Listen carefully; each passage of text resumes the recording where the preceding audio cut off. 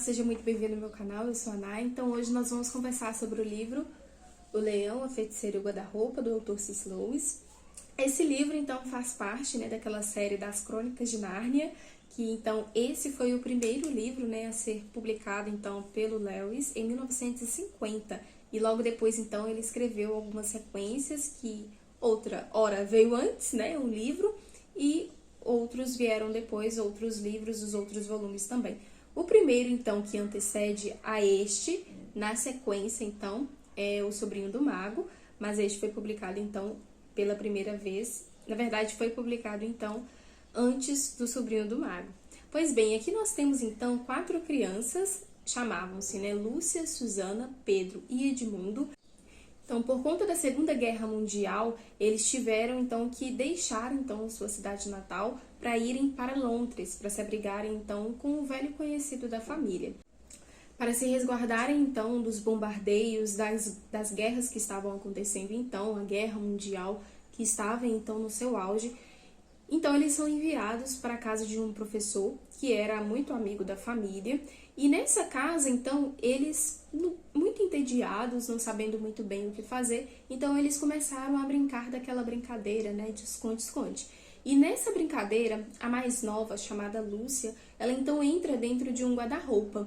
E aí ela começou a sentir muito frio, tinha alguns casacos ali dentro e sentia muito frio.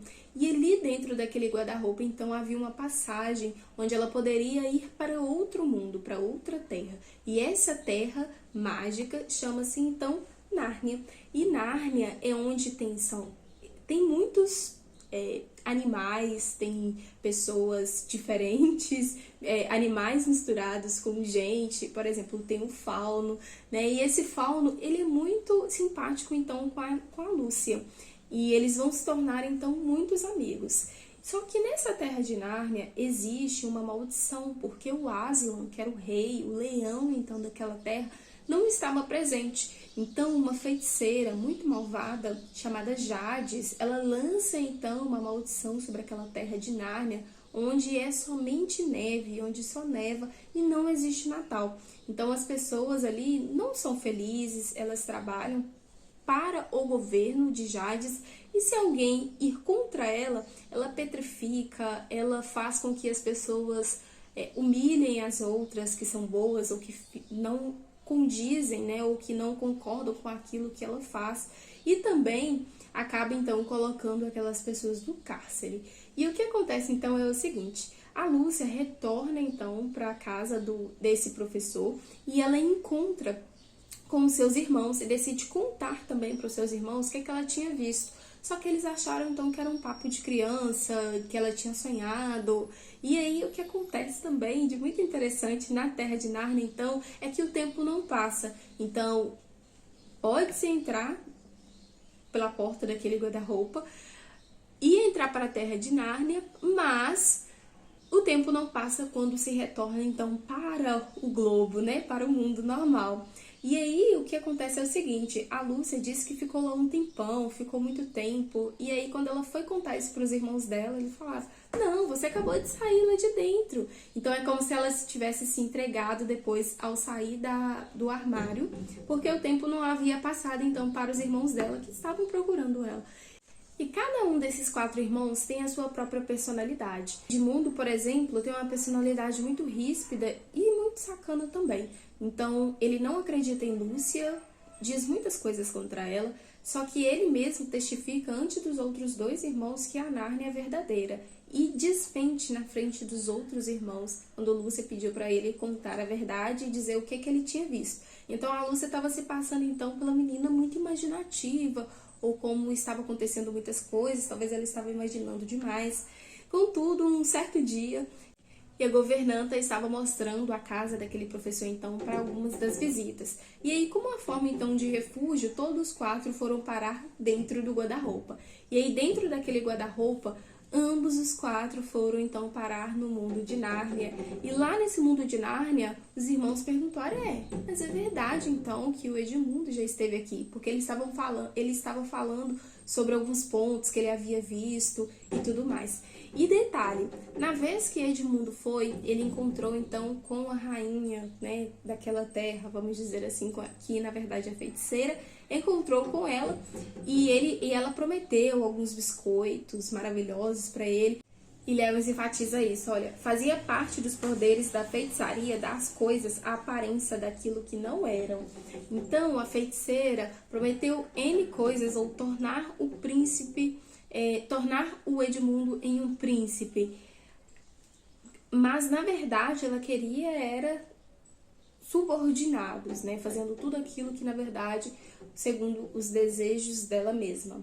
Em um certo momento, então, da história, Edmundo, então, se mete muito com essa tal feiticeira. E Aslan, então, regressa a Nárnia e se oferece, então, como um sacrifício ali para que Edmundo, então, retorne, vamos dizer, são e salvo, ou para que ele fique muito bem e longe, então, dessa feiticeira. E o que acontece também nesse livro é que a gente tem um grande paralelo, então, bíblico, né? C.S. Lewis, então, ele era cristão.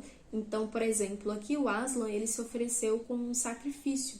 Então, aqui a gente pode ver o sacrifício que Cristo fez pela sua igreja, pela vida de uma pessoa que só queria ou só pensava mesmo em si mesmo, como é no caso de Edmundo, que ele era extremamente egoísta e pensava em si próprio e não pensava muito nos outros também. Então, isso tem um paralelo muito grande com a Bíblia. Pode ter um paralelo muito grande, então, com as questões bíblicas, que inclusive, né, envolve então o sacrifício de Cristo, a igreja, a vinda de Cristo, né? O Aslan apareceu então como um resgatador ali naquele meio que estava então difícil de lidar.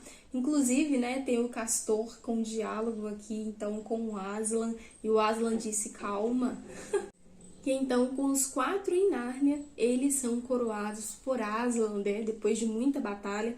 Então, eles foram coroados por Aslan como reis e rainhas de Nárnia. E ele disse o seguinte: no grande salão de Cair Paravel, um salão formidável com um teto de marfim, uma parede coberta de penas de pavão e uma porta aberta para o mar, na presença de todos, Aslan coroou-os com toda a cerimônia. Quem é coroado rei ou rainha de Nárnia, em Nárnia, será sempre para sempre rei ou rainha. Honrem a sua realeza, filhos de Adão, honrem a sua realeza, filhos de Eva, disse Aslan. Justamente quando a alegria estava no auge, Aslan desapareceu sem ninguém perceber.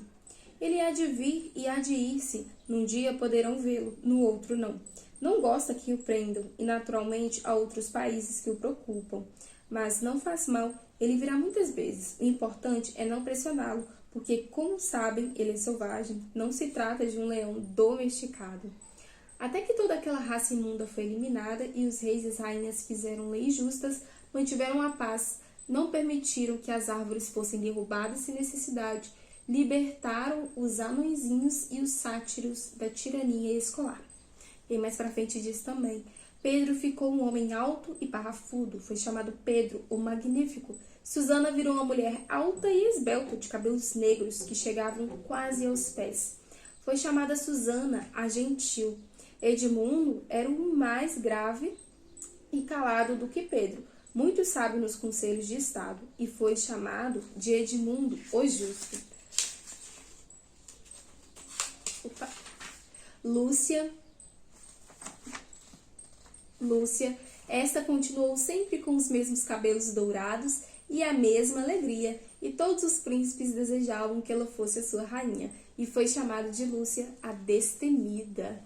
Então, assim, nós finalizamos este livro, O Leão, a Feiticeira e o Guarda-Roupa, então, de C.S. Lewis, que para mim foi uma leitura muito gostosa. Esse livro, então, foi destinado ao público infantil, mas, como vocês sabem, eu gosto bastante de literatura infantil, e eu acredito que todo mundo tem o seu livro, vamos dizer assim, que faz com que o coração fique bem quentinho. Esse livro eu li ele já tem um tempinho e eu queria conversar com vocês aqui a respeito dele. Essa minha edição tem muitas imagens, eu gostei bastante dela para ir por conta disso também, além da fonte também ser muito boa. Então ele tá todo rabiscadinho e é um ótimo recurso, eu acho, aí para incentivar também a leitura nas crianças, porque É uma leitura gostosa, fluida e também é cheia de desenhos. Pois bem, pessoal, então hoje foi o nosso encontro, eu espero que vocês tenham gostado. Deixe aqui embaixo pra mim se você já leu, se você deseja ler, se você já leu alguma coisa de C.S. Lewis também, né? Se você ainda não é inscrito no canal, aproveite se você gostou desse vídeo e inscreva-se para você me acompanhar. Os vídeos são todas as terças-feiras. Muito obrigada por ter assistido até aqui e a gente se vê no próximo encontro.